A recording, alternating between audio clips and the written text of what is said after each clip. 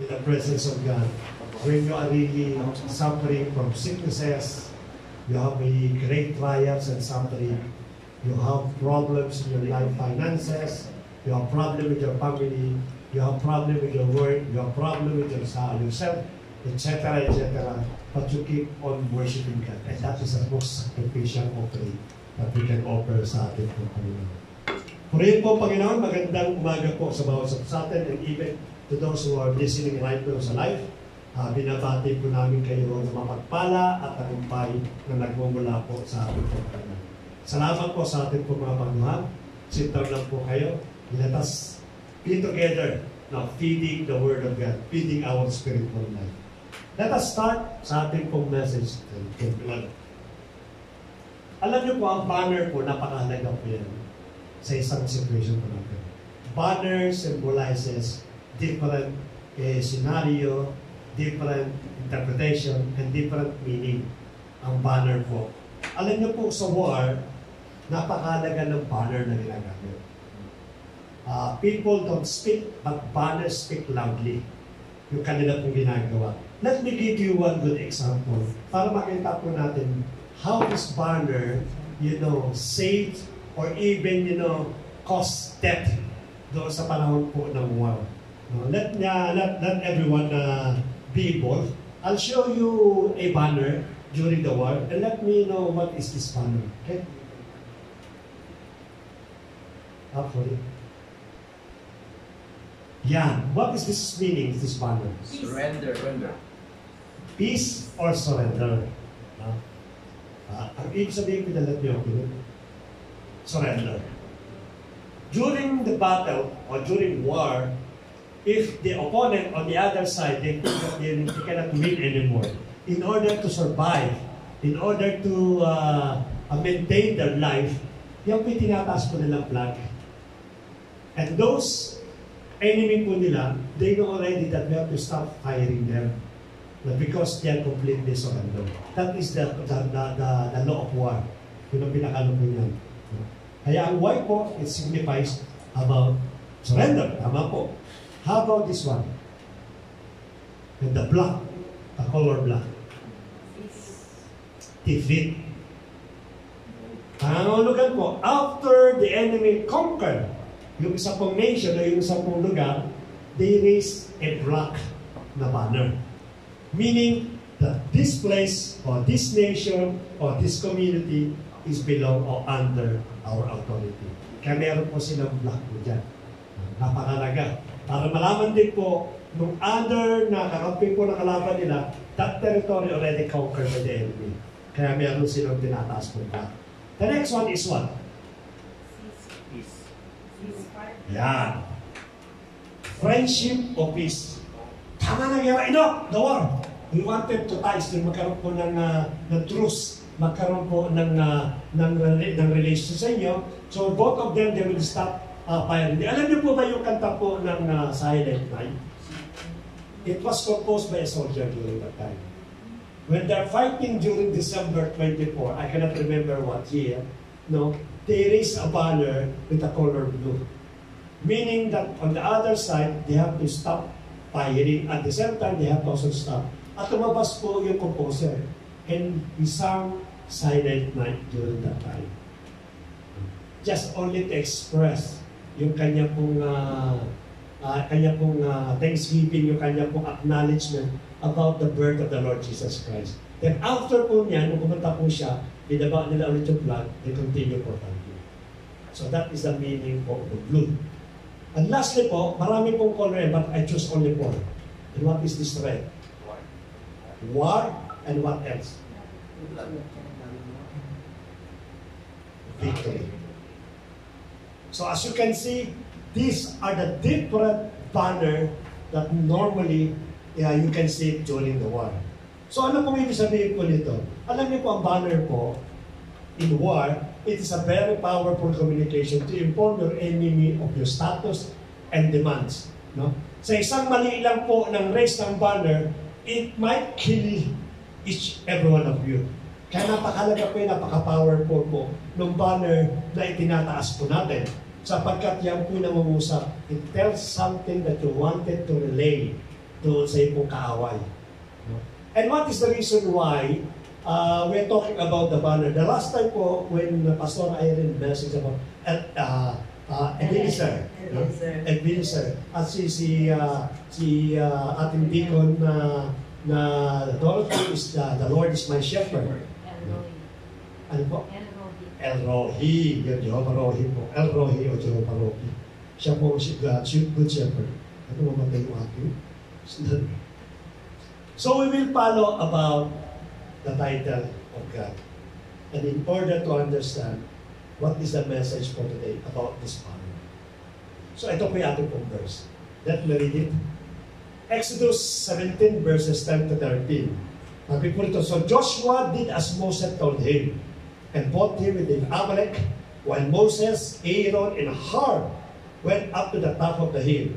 Whenever Moses held up his hands, Israel prevailed. And whenever he lowered his hands, Amalek prevailed. So this is po, no? But Moses' hands grew weary, so they took a stone and put it under him, and he sat on it, while Aaron and Hur held up his hands, one on one side and the other on the other side. So his hands were steady until the going down of the sun. And Joshua overwhelmed Amalek and his people with the sword. Purihin po ang Panginoon sa kanyang pumasayta. Let the Lord bless His word. So nangyari po, backstory po tayo. When the Israelite is about to enter to the kingdom, to the promised land, the first experience of war is the Amalekite, the Amalek. Yun po yung kanila pong unang naranasan na gera. Before anything else, no, after po they managed to go to cross the Red Sea, the first war or the first enemy they experienced is yung pong Amalekites or the Amalek. Alam niyo po ba, sa atin pong title nito, there are three that I would like to mention. Let me open pala yung ating pong message for today. The Lord is my banner. So, in Hebrew, Jehovah Nissi. So, yun po, no? Tinaas po yung kanyang pong bandera, Jehovah Nissi. This is what Moses did during that night. After they won the battle, they made an altar and put the name of Jehovah as Jehovah Nissi. The Lord is my banner. When we talk about banner, since it is related in our verse, it means victory. They make a monumental on an altar in order for all the Jews, the moment that they saw these things, that God gave us victory. Okay, so balik tayo sa ating pong verse. Tatlo po yung pong ating pong na-highlight po dito, no? Una-una po, yung Amalekites. Tatlo po yung verse na yun. Ulitin po natin. Yan po natin. Wait, hindi nasama na. Yan po, yung takayelo. Si Amalek, si Aaron and Hur, isang grupo po yan. At yung pangatlo po is Tom. Okay, so let us start with the Amalekites. Sino po ba ang Amalekites? Let me read again sa ating pong reference na verse. Exodus chapter 17 verse 10. So Joshua did as Moses told him and fought with Amalek. Yung Amalek po, it is a place. No? At ang mga tao pinakatara doon mga Amalekites. When Moses and Aaron and Hur went up to the top of the hill. Yung po ating pong reference. Sino po ba yung Amalekites? Yung Amalekites po, it is a number one enemy po ng mga Hudyo. They have a long misunderstanding. They have a long battle with the Jew. Kailan po ba nagsimula po ito? It started during the wounds ng asawa po ni Isaac. Yung asawa po ni Isaac, meron po siyang twin na baby. Ang pangalan po si Saul at si Jacob. During that time, Isaac. Hindi. Yung anak ko, yung anak ko pinag-usapan ko. Esau at Jacob. Esau and? Sino? Ano po sinabi ko? Sorry. Esau, Saul Ay Esau and Jacob. Yan. Salamat po sa pag-correct. Salamat po. They're fighting kung sino po unang lalabas. Imagine po niyo, nasa loob pa lang ng kanyang pong tummy ng kanyang mother, ay nagsusunto pa lang may dalawa. Kung sino po unang lalabas. Ako po una. In fact, when they both born, no, segundo lang po, yung isa po nakahawak sa heel. Yung isa talaga ayaw magpahuli tayo kay ina. It so happen na siguro, yung pong panganay, napaka-strong, siya po una po lumabas. And that is Esau. Sumunod po kagad doon si Jacob. Bakit ko pa nabanggit ang dalawa? Because yung pong lahi, the descendants of the Amalekites, it came from Esau. Siya po pinagsimulan po nito. Lahat ng descendants po ni Esau, it is Amalekites ang tawag po. Lahat ng descendants po ni Jacob, it is the Jew, Israel. So imagine po niyo. So hindi lang po sa tiyan, they are fighting, no, to have a dominion. During ng kanilang paglaki, yung pong anak, yung pong bata, patuloy na dinadaya niya yung kanyang kapatid. He's trying to deceive his older brother, si Jacob. Kaya nga pangalan po ni Jacob is supplanter, panluloko, ang ginawa po niya. Naman yung matanda naman, they trying to use the younger one for his own benefits. Imagine niyo habang naglalaki po sila dalawa po talaga naglalaban. Even the parents, they're fighting also.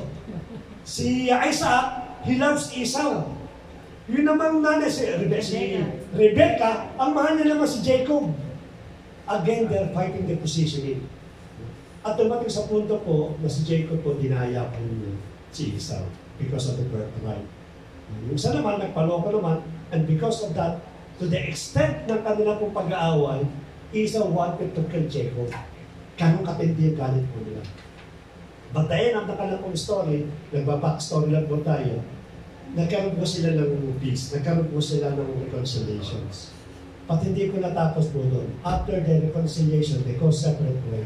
Those descendants of Esau, they put their anger, yung ginawa ng kanta po kabilang side. Bagamat magkamag-anak po sila, talaga naman po grabe galit. In the book of I remember, doon sa nabasa po natin, while the Israelite was captivated or was fighting with Babylon, itong mga Amalekites na ito nakatingin lang, they keep on laughing. Nakita nila, minamurder ng mga Hudyo, pagamat relative nila yan, they keep on laughing, they keep on shouting, buti ka sa inyo, buti ka sa inyo.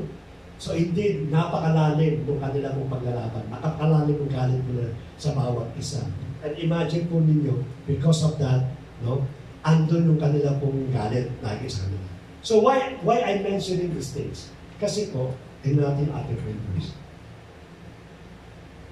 Sa Exodus 17, verses 14 to 16, then the Lord said to Moses, remember, Amalekite, it is a nation. It is a group of person. No? Ito ngayon sinabi ng Lord, kasi nakita nila, sobrang santahin itong mga Amalekites nito.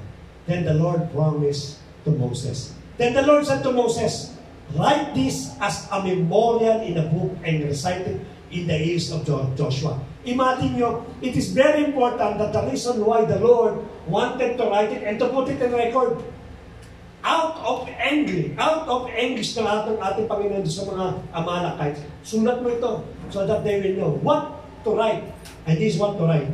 That I will utterly blot out the memory of Amalek from under heaven. Borado. Those descendants will be annihilated completely. Bata, matanda, hayop, they will remember no more. That is the punishment of God to Amalekites because of what they did to the Jew. Nawawala po yung kanilang religion. Parang sa mga mag-aasawa, no? Sa Pilipinas, when you get married, your surname, the reason why the father wanted a boy, because of the surname. No? Or else yung surname nila, mamamatay na yan. Katulad sa akin, patay na yung surname ko. Dalawa yung babae. Pag nag-asawa po yan, yung kung gapasin, no? It's only memory na lang po yan. Now, they will continue yung kanilang surname by the surname ng kanilang pong husband. So, ganun din po ito. Tatanggalin ang ating papangalan. But look at this. Let us continue for the verse. Meron maganda dito eh. Sa 15, sinabi niya, and Moses built an altar and called the name of it, the Lord is my banner. just to remember the whole entire Jew or the Israel that God will blot out the Amalekites. But in 16, there is a catch-22, saying, a hand upon the throne of the Lord will have war with Amalek from generation to generations. It doesn't make sense. You will wipe out completely the Amalekites. Why should I battle from generation to generations? Wala na nga eh. Diba? Sa mga darating na henerasyon at mga henerasyon at sa mga henerasyon, you will continually battle the Amalekites. Lord, you told me that you completely block out their memory. They will not exist anymore on earth. But why should I battle from generation to generations? Maybe someone will think, oh nga no, why these things happen? Ano nangyayari po ito? And you remember, the Amalekites is also battling not only with the Jew, but also us. Until this very moment, we are keep on battling the Amalekites in our life. Kaya pala sinabi na ating Lord, you have to battle these people or these Amalekites from generation to generation because God knows that even us, we will battle the Amalekites. Pastor, if we will battle the Amalekites, then who is this Amalekites that you're talking about? They are not existing anymore. The people of the Amalekites is not existing anymore. It was completely wiped out by the Lord during that time ng mga hari po ng Israel. But who is this Amalekite that we need to battle from time to time or from generation to generation? Let me go with the message. Amalekites therefore represent our worldly flesh that we need to battle from generation to generations, and they are a sinful nature. Kaya pala ng Lord, you have to battle these Amalekites in your life because it is together in our life. Kasama po natin. Don't blame Satan or Lucifer or evil spirit. They are already completely defeated. No? Even yung simple nature natin, we intend to keep on blaming the devil because, ito na naman demonyo. But little we know, or maybe we are ignorant, it is our own flesh that we should always battle. Alam nyo, ang away and the devil is not a dangerous enemy. Ang sabi na ating Panginoon, in the mighty name of the Lord Jesus, in my name, you can trample this. You can put it under your feet. You can trample. Sabi na ating Panginoon, even baka makaganto tayo makamandag ng scorpion or na snake or whatever authority, sabi, it will not harm us. Why? Because they're already been defeated. Wala na po silang stigma. Wala na po silang poison. But God remind us that you have to battle every day your flesh. And that it will continue until po na kailan mawawala yung battle na ito? Pagpatay ka na.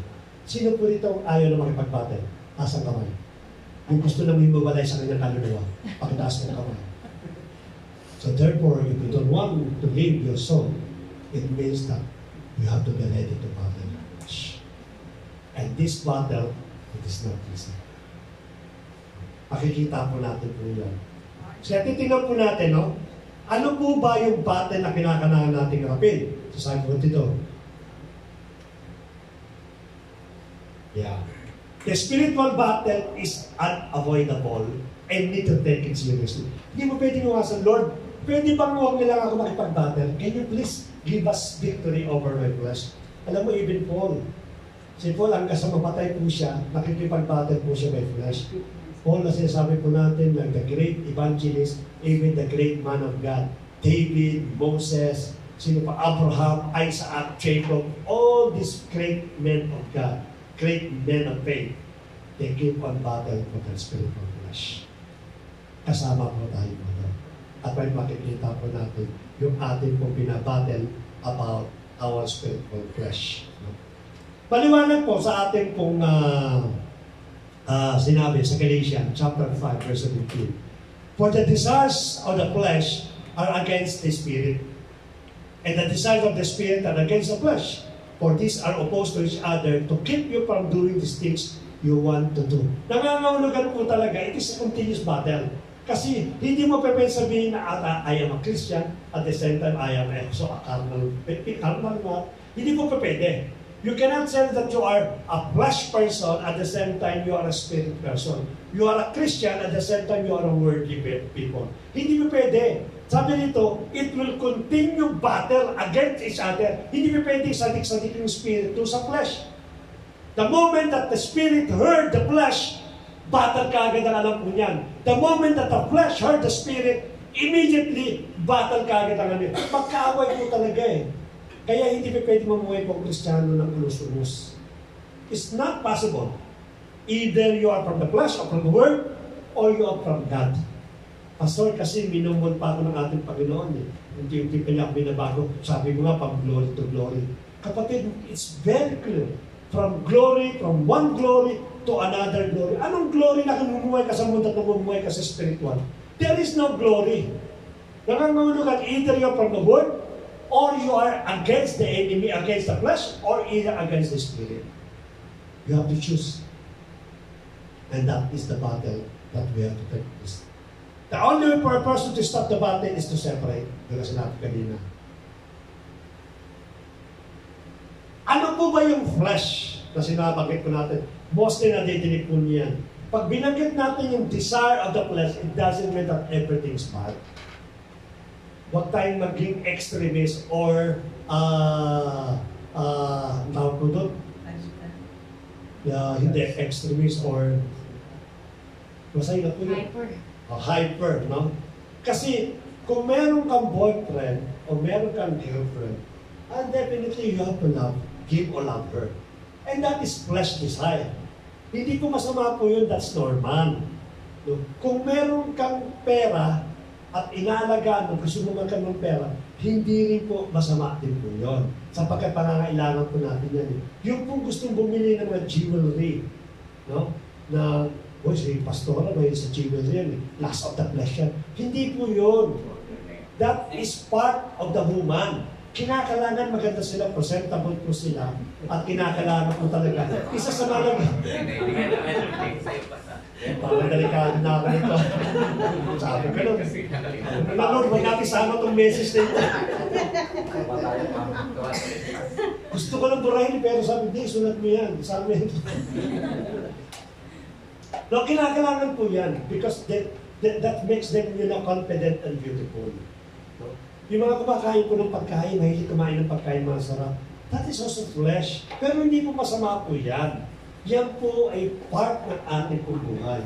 So, let us define what is the flesh that we are saying na part ng Amalekites.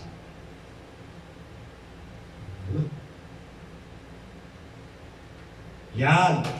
Ang flesh pala sinasabi dito is that yung excessive pala.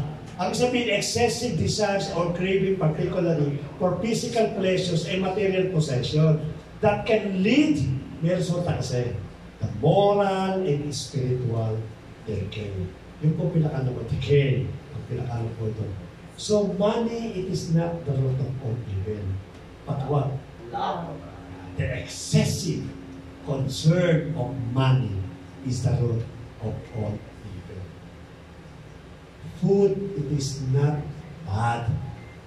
The excessive eating of food is sin, gluttony. Kaya sabi ng ating Panginoon, gluttony, nagkakasala ka na. Bakit? Kasi pagod na bibig mo, natutulog ka na, ngumaya ka pa ng nguya, dahil sayang eh. Be careful, no? Be careful sa mga kumakain po ng buffet. No? Pag nakakita ng buffet na ganyan, ako po yung victims po niya, to be honest. No? Kasi po yung buffet po namin dati, nung ako po yung medyo malakas pong kumain po, nagpunta kami ng Ritz-Carlton. No? Hanggang dito na po yung pagkain. Kumakain pa ako kasi I'm thinking about the payment. No? Kaya pagtapos po namin yan, palabas na kami na ng Ritz-Carlton. Mama, wait, bakit? Punta ko to, susuntutin ko, hindi ka na kaya niluwa na talaga. Lumuluwa po na, that's gluttony. Hindi po pwede po yung excessive food. That is the meaning of flesh desire. No? Meron po tayong asawa, no? At nagkakantay ng partner. Kasi nalulungkot ako yung partner ko, hindi niya maibigay yung aking kung ano. Diba sabi nga ng ating Panginoon, magdapat o magmahalan. That's wrong. Hindi na po tama po yun. Magkapit muna po. That's already a flesh desire. Kaya nga pipiliin po natin kung ano po yung ginagawa po natin. Lahat na makakasira po ng ating pong spiritual, no? Yan po ay mga fleshly desire. So those people that is practicing a fleshly desire, their banner is colored white. Alam niyo po, if God will allow us to see what kind of banner now in our head, except you, no, except sa akin, alam niyo, tatawanan po tayo ng ating banner. For example, I've been preaching this message, nakikita niyo yung banner ko is white, surrendering. Sumusurrender na ako. Ang kahulugan, salita ka ng salita pala dyan, ikaw pala buhay mo. Madaling tagitin. Sabi po, the devil is roaming around. No? Naghahanap po yan. Now, pag tinaas mo yung bandera po na white, malayo pa lang, oops! Yung surrender na doon, let's go! Surrender na yun eh. Yun po yung nahanap nila. Those people that raising the flag as white means I am completely surrendering my life. Whoever that can come, which is the devil, madali po tayo makuha ng kahawan. Hindi ko po alam. It's good, no? It's good that I cannot see, or even the other cannot see, what kind of banner that we are raising now in our head. But it's only amongst these things. Maybe you can pretend that I have a joy, that I'm happy, my life is contented. But remember, the devil is looking for someone that can devour. The moment that you raise your flag, that raise your banner in white color, andyan na po gawin. Let us be careful. Never po natin sabihin na tayo po'y malakas. Because it is only you who knows this banner. It is only you that raise the banner. It is not the devil. Hindi tataas ng devil po yan. Ikaw mismo ang nag-surrender ng buhay. Don't give up. No, huwag tayo magkaroon po ng give up sa mga klase ng itong problema. In Galatians chapter 5, 9, yan. Ito po, maliwanag na sinabi po. No? Hindi po to devil, it is our flesh. No? Sexual immorality, impurity, sensuality, hindi ko na po i-expand po yan, mahahaba po yan eh. Idolatry, sorcery, enmity, strife, jealousy, peace of anger, rivalries, division, and drunkenness. And most of it, pride. Yan po pinakaano po niya. You can easily beat up by your pride. Kasi yung kapatid eh, nagsalita mo kanya, kala mo same siya. Diba? You don't listen to what your brother or brethren say. This is for your own benefit. But because you are serving your pride, no, hindi mo naintindihan. No, nagkaroon ka ng tambo. The moment that you get something offensive and you retaliate, now you're raising your flag as a right. Oh! And then, sungkitin mo na ito. Madali na masungkit ito. Why? Because of pride. Sinabihan ka lang. Alam niyo po, minsan po, it is a joke, no? When Kuya Manny approached me, he told me, Pas, alam naman natin yung boses ni Kuya Manny. It's a very strong word. Pas, bakit di mo pinaan sa Facebook? Sa Messenger? Sabi ko, meron ka ba request? Opo, binago ko eh. Bakit di mo na dyan, bablakin kita. No? Kung tutusin mo, joke, no? Pero talagang napaka-offensive. If I am very sensitive because of what Kuya Manny said, now I'm raising my flag. What color? White. Sa fortune. Tatangitin tayo ng kaaway. You're serving your pride. You're trying to escape. You're trying to do a decision na hindi naman po tama. Kuya, dito mo makayang, alam ko naman magandang kinikita mo, makayang akong 200 sa'yo. Eh, nire-refuse. Kapatid, meron kasi akong gastusin eh. Kasi meron ako sa kanya. Ganun po ba? Pero huwag mo magtatampo. Hindi po, hindi ako magtatampo. Pag talagang visit ka, nakasama ka. Now you're raising the blood. Right? It's so easy for you to palpitate your pride. Kasi yan lang naman hinihipo ng kaaway eh. Di ba hindi kanya kayang hipuin. The devil cannot touch you, but he can touch your flesh. And who can decide the flesh? It is you. Kaya nga kaya mo kontrolin yung flesh mo eh. But because you take kids of pride, napakarami kong maklahin kayo. Napagsabihan ka kasi nagkasala. Kaya minsan nga ito eh, be careful, no? Be careful. Pag-i-preempt natin ng konti because there is another message, there's another item sa gusto ko ngayon. May mga kapatiran tayo na madalas hindi sa atin o in general. Pagka po napagsabihan kayo ng pagkakasala ninyo, ang gagawin po natin, the easy way to respond is to escape. Maasalama. Hindi na kita kapatid sila pa. Maasalama. I'll give you one good tip. Hanapin ninyo yung kaibigan o yung tao na sinasabihan kayo ng mga mali ninyo. That is your true friend. That is your true friend.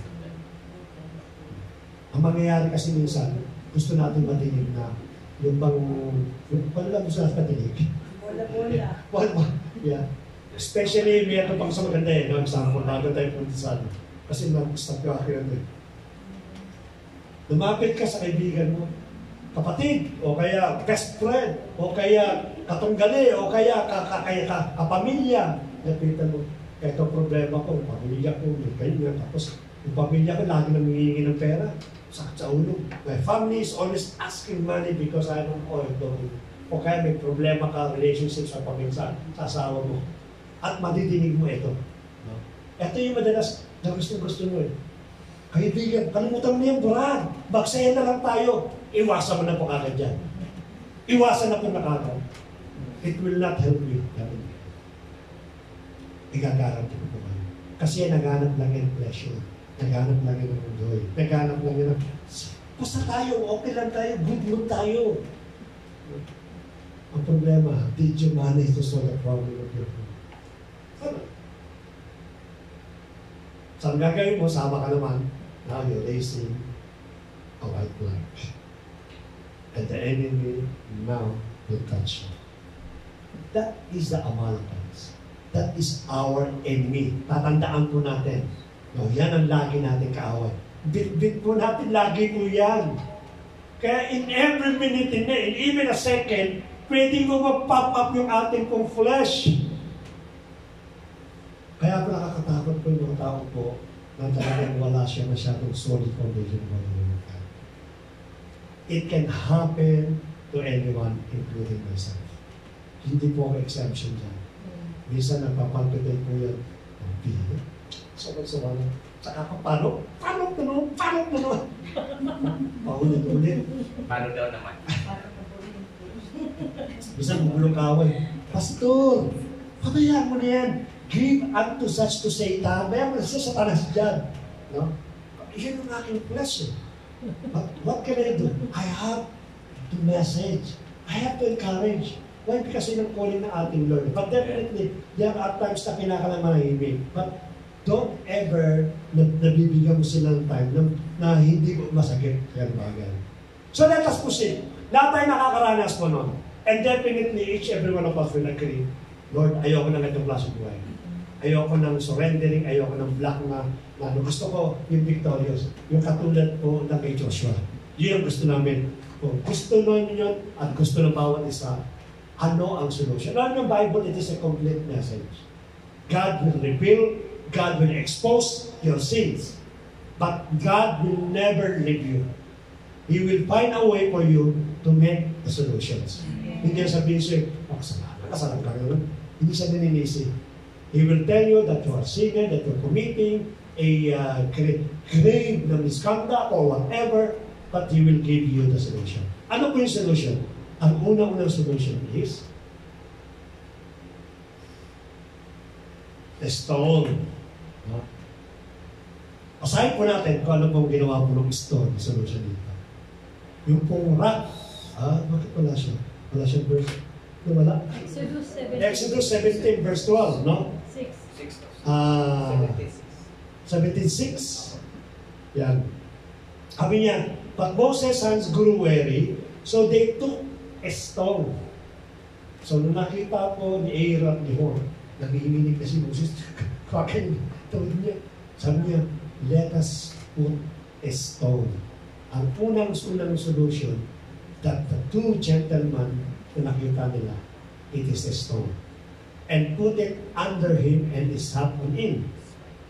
Umupo daw po. Alam niyo po, when you go to Google at search po ninyo, among the body parts po natin, the most parts ng ating pong body na siya pong nagkakaroon ng kapaguran pati. No? It is not our head, it is not our arms, it is our legs. Kasi bakit lahat daw po ng weight na dinadala daw po ito. At nalakad ka man, kahit nakatayo ka man, actually ako mayroon ng back pain, but in Jesus' name, wala po itong back pain ito. No? The only solution pag nagkakaroon tayo ng pati is what? Pagkapagod na pagod ka na, nung nakatayo na ka doon. Umupo.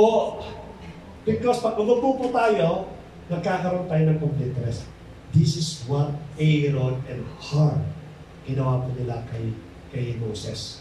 They put this stone upang makaupo po si Moses. Ano po ba yung mga stone? Bigyan po natin, para bigyan natin ng liwanag kung ano itong kinakailangan natin that we need in order to battle our flesh desire.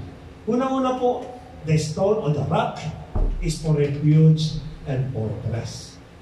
Next, the rock has a strong foundations. At yung mga nababanggit, few symbols or few meaning of rock or stone sa Bible.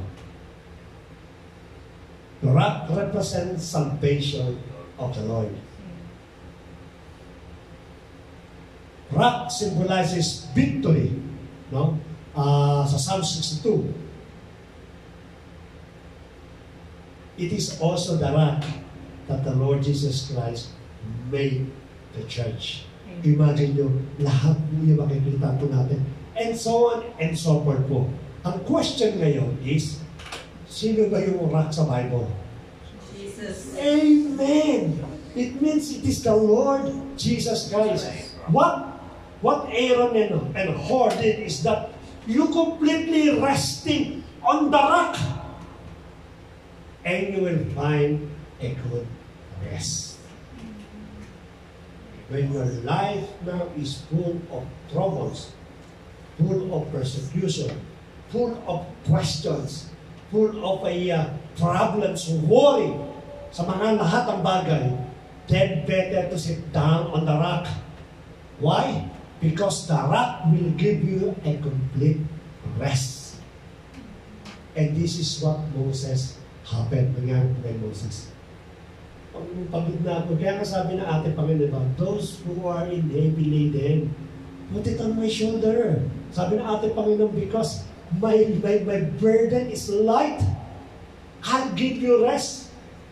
Yun po ang meaning po nito. In order to completely conquer our problem, our flesh, you have to submerge, you have to depend, you have to take rest on the rock, which is the Lord Jesus Christ.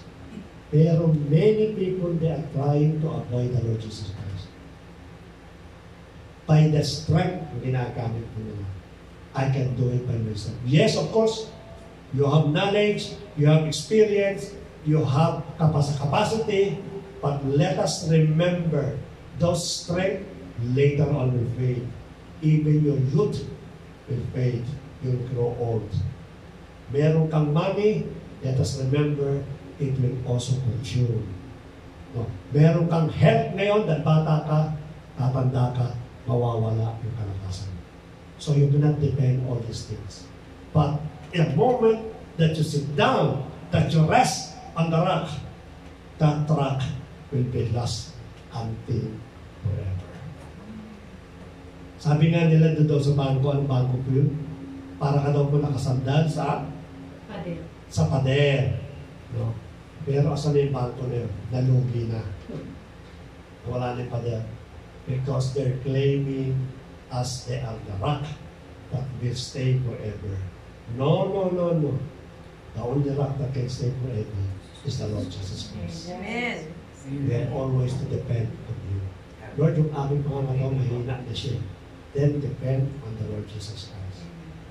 Take rest, take refuge, tell Him, Lord, to you everything I surrender. And this is what the Moses did. Nung siya po ay nagkaroon po ng problema. Unless we completely trusting and resting on the solid rock, ang sabi ng po doon is hindi mo makukuha at hindi ka makakaroon ng pangalan sa ating pong bagay. Rock is our foundation.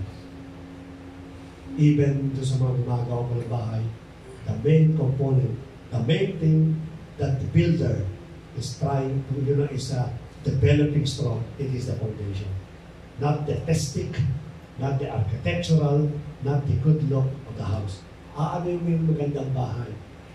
Full of a decoration, full of a, mga architectural look, mga talaga pong pinakano po yan. Kung yung foundation mo napaka-shaky, it will collapse on you. Kaya ang ginagawa po nila, they spend more money doon muna sa foundation. Why? Because that is the best investment sa isa pong bahay. Like us, the best investment we have is to rely completely your life in the Lord Jesus Christ. Amen. And you will not be wrong. The next one, is yung pangatlo. Yan, si Aaron at si Hur. I don't know, sinasama ko yung verse na yan. Exodus 17 verse 12. But Moses' hands grew weary, so they took a stone and put it under him. Hindi po natapos po doon, When Moses get rested because of the stone, nakita po natin yung kamay niya, kasabi kasi ng ating Diyos, itaas mo yung kamay mo. Every time that your hand is raising towards me, you are acknowledging me, then your people will win. Pero pag bumababa po siya, matatalo sila, the Amalekites will win. At nakita po nito dalawang ito, kaya ang ginawin po nila, and one Aaron and Hur held up his hands, so one on one side, sa kabila po, mahal sa right, and the other on the other side, it's the left. So his hands were steady until going down of the sun. What is this message? And what is relevant dito sa sinasabi po natin, victory natin over our flesh? Sino po rito nakapanood po ng The Forge? Sa Christian movie. Hanapin niyo po sa Netflix, makikita po yung pong The Forge. F-O-R-G-E. Yung pinupoint, pinapanday, pinapanday yung pinaka-forge. Meron pong isang kabataan doon that merong young man, he doesn't want to get involved sa mga gawain ng ating Lord. And one day, yung kanyang boss, kasi naghahanap siya I'll make the story summary, Naghahanap siya ng trabaho because yung kanyang magulang, they keep on knocking to look for a job. And then they found a job sa isang retailer, sa isang store, but the owner of the store, it is a born-again Christian. It's a minister. To make the story short, siya po isa sa mga leader ng The Forge. Yung Forge po, yung pinanganak i-evangelize. So, he joined he started working there, but ini-evangelize po siya, tinitrain po siya nung pong may-ari. Hindi niya na, little he knows, that slowly, ini-involve po siya sa ministry. Katulad ng pagbibigay ng libre, yung mga pagbibigay ng mga natutunan siya pagbibigay ng mga trucks. Then later on po, inintroduce po siya nung may-ari sa Forge. Association po ito ng mga nag-evangelize, mga ministers na ating mga missionary.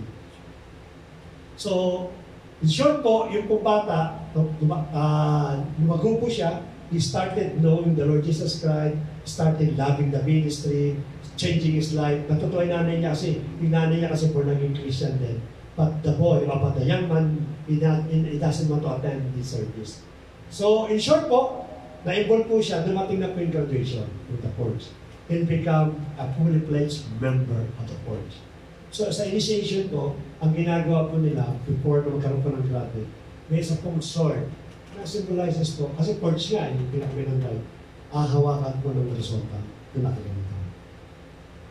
So the boy managed to hold it for a few minutes because two heads may hawak po yun. But while the time goes on, because of the weight of the forge, or the weight of the sword, it's slowly going down. Nagkaroon na po siya ng pati.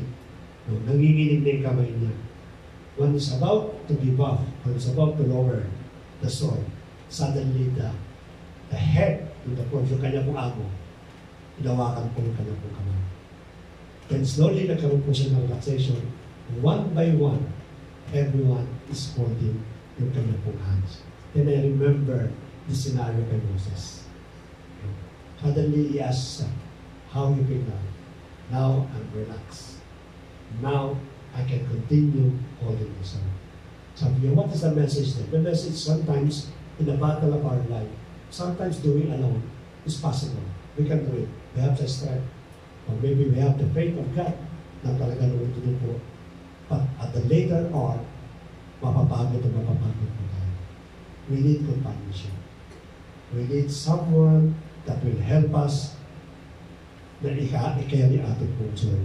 You know, why Moses chose Aaron and Hur among all the leaders na nandun po? Why he chose the two? Nung makat po siya naman. Because Moses personally, he knows Aaron and Hur.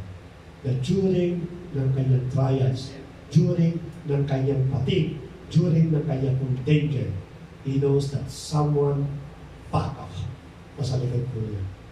This is how we choose our companionship. In order to win this battle, you have to choose your own companionship. Ang problema po natin, companionship is not building in wealth. Doon sa joy na nararamdaman po natin. No? We're going out, we enjoy everything. We think that's a good companionship. Masaya kami dito eh. We thinking that joy or yung happiness can really give us na magkaroon ng magandang companionship. Sometimes tayo po, mga kapatiran, not only in the church, but in general po, no, we are serving our relationship. We're serving our feeling. We intend to forget that those people that really can help us to be in the battle. Katulad po ni Aaron. Katulad po ni Moses, I can bring a lot of people there to help me. But why he choose? Because I know during the time of my troubles, at the mga tao ito mawawala. They'll be there. Ano doon po yan? When you feel happiness, when you are tough of every situation, pag dumating sa punto na ito po'y papikat na sa kanila, you will feel that i-reject ka naman kaibigan. And this companionship is not good for us. It will not help you to battle your flesh. It will not help you to battle your desire. Why? Because they are only after for their own benefits. Pag magkasama tayo, masaya tayo, yes, paano kung may problema na? I need someone spiritually that can guide me. As I can. In fact, these people, they will stop you in the back. The least that they can do is to stop you in the back. Why? Because every time that they feel that you are not worthy anymore, that you are worthless, that you are nothing, then they started stopping you. Huwag natin paksamahin niyo. Ang masakla pa minsan, we don't let go these people. Kasi mahal na mahal ko sila. Tama kapatid, magmahal tayo. But we have to choose. God give us wisdom to choose who is the right people that we can be. No? Hindi mo pwede ipilito sarili mo sa kanila. You will know only your value the moment that you know who's yung identity mo sa harap ng ating Panginoon. Mahirap po magtiwala, especially when it comes sa ating pong spiritual na buhay po natin. Sabi nito, walking together in faith, strengthen bonds, and deepen understanding about God. I'm talking about those people that can really give you a good spiritual feeling. However, walking with fools set our footstep in the way of distractions. Maybe, hindi mo pa nakikita yung kapatid. Maybe, nag-enjoy ka pa sa companionship mo. But be careful. Be careful. The only thing that can build a good relationship is the one that really say a word of God. You know why we stay with Sister Dorothy? You know, every time that we go with the car, the moment that we get inside the car, until sa kanya bahay, you know what we're talking about? The Word of God. Testimony, personal testimony, the power of God, etc. That will encourage you. Be careful for those people. The moment na nakasama po ninyo, chismis ka agad ang kapitbahay at ang kapit mo sa mga kaibigan. Napansin mo ba kami nung kanina, yung Friday natin, yung David de ganyan, maharas yan po siya. Be careful. Even you consider them as a brother, be careful. Ito po ang dalawang kaparaanan in order to win the battle. Completely resting on the Lord Jesus Christ as the stone and bring a companionship that can help you, that can feed you sa iyong mga spiritual needs.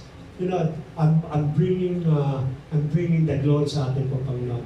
When I get born again Christian, baptized by the Holy Spirit, you know, I've been looking for those leaders. Alam niyo po, lumaki po ako sa iglesia, kasama ko po, deacons, elders, yung aming po, intercessor na prayer. Hindi po ako nakisama doon sa mga kapatiran. No, I'm not saying na huwag natin sila pakasamahan.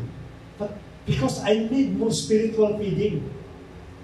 Saan ko makukuha yan? Doon sa mga kapatiran ko na kasabay ko, kaya mga mas bata sa akin. Hindi ko makukuha yan. I'll get more spiritual feeding in order to strengthen my faith for those in the leaders of the church. Kaya the moment na nagsalita po sila, pwede po ba akong Timothy po ninyo? Akong gawin niyo pong mentor niyo po ako. Ako po pwede po talaga. Lagi po yung kasama ko. I learned to evangelize in the street. I learned to preach in the street. I learned to share the word of God to those people that I don't know. No? Sa mga people hindi ko kilala. To whom? Because of these people. I'm not trying, or I'm not saying to avoid your friends. But what I'm trying to tell you, in order to win your spiritual, your flesh desire, look for companionship that can feed you everything. Amen. Amen. That is very important. Lastly po,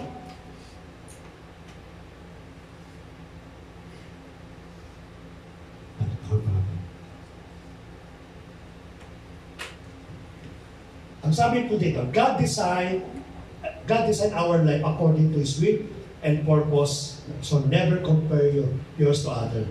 Ang problema kasi, katulad ni Isaac, si Isaac po was a friend of David. They are the one that's singing inside the temple of God. They keep on worshiping God together, no, with David. Kasi David po, parang kalang-kaman niya si Isaac. But one day po, no, he saw the other person, bakit naman yun? Hindi naman yung manggagawa eh. Bakit pinagyayaman mo samantalang kami manggagawa kami? Bakit naman itong magnanakaw na ito, yung mayaman, samantalang ako, napakatapat ko sa iyo. You start comparing your life to others.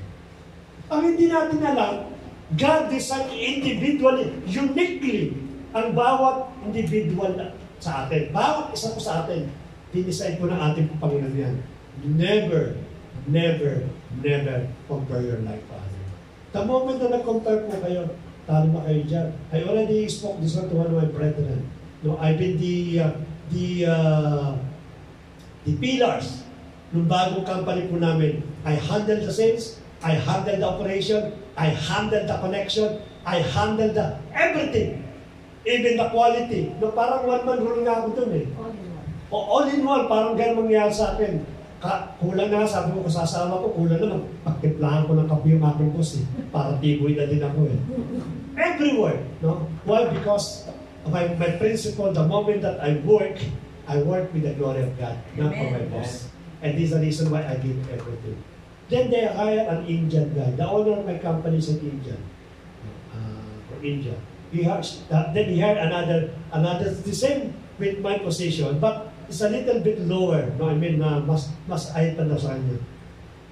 I never asked his salary. Kasi kasi yung unang sakit ng mga Pilipino, how much your salary? Pag sinabi nyo ganun, kaya ng trabaho, magre-reklamo ka na, you started again complaining. Again, you're raising what? Your flag. The banner. The white flag. Diba? Kasi nung ano mo kaagad eh, ang birit, ganun lang, baltap sa matala. Diba?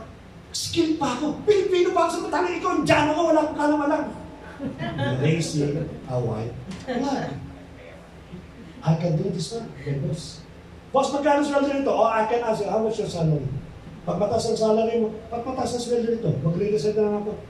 Forget, no? I can do these things. I can threaten, even I can blackmail my boss. But I never asked for salary. I set my mouth and continue working. Because why? I'm not working with my company. I'm working with Lord. Amen. That is my principle. Kaya lang buhay kami nung magpayapa kami. Ngayon hindi, nalaman mo, sweldo niya. Ayaw mo lang ibuhin. Isip ko, nagalit ka tuloy. Let us learn not to compare. No? Kung nakikita mo yung mga kapatid na pinagpapala, then be a blessing to them. Puri yung Panginoon, pinibless ka ng ating mga. Be joyful with them. Huwag mo silang kainitan. Yan ang problema mo sa bawat sa atin. Marami sa atin that can pretend, sinabi ko lang po ito, that your life really satisfied. But again, you don't know what banner it is in your hand. You know what banner I mean is in your hand. Kayo po nakakaalam po yun. Every time that you're walking and you're entertaining your flesh, a different banner, either by white or black, your races over your head. At kitang-kita po yung nakaaway po yan. He's like a roaring lion, seeking whom he may devour. At pag nakakita po siya ng blood mo at surrender ka na, then he can devour you. He will not touch your body. He will not touch your life unless you permit him to touch you. By means of what? By raising your surrendering banner. Every time that you're walking, in every situation, and your banner is Jehovah Nissi. Jehovah Nissi. All those devil spirit that you're walking to, slowly po yan, magbibigay po ng way. In fact, if you have the spiritual eye, these people will bow down to you. Why? Because you have the banner of the Lord Jesus Christ. Jehovah Nissi. No? Kaya po titingnan po natin, let us differentiate between the two persons, that walking may be full of satisfaction, full of a good life, pero yung kanyang pong banner ay nakasurrender po, no? Pero isang pong tao na naglalakad po, wala kaming trabaho ngayon, wala kaming sweldo wala kaming kita ngayon. Yung aking salary, 3 months delay, no? Minsan maabot na ng 4 months, minsan hindi na nagdudugtong. My family, they need support. They need financial support. They need the educational support. No? Yung kapatid namin nakakasakit, wala siya magamit na pambili ng ano, and so on and so forth. But look at these people that walking with this mind, that walking with contentment, that walking with confidence. Wala akong pera dito, pero may confident ako. I have billions in my pocket. Amen. Yeah. Why? Because I have Jehovah Nissi. Amen. Now, those people that is suffering, these are the words that you can hear from them. Yeah. Even though I walk in the valley of the shadow of death, I will fear no evil. Why? Because God is with me.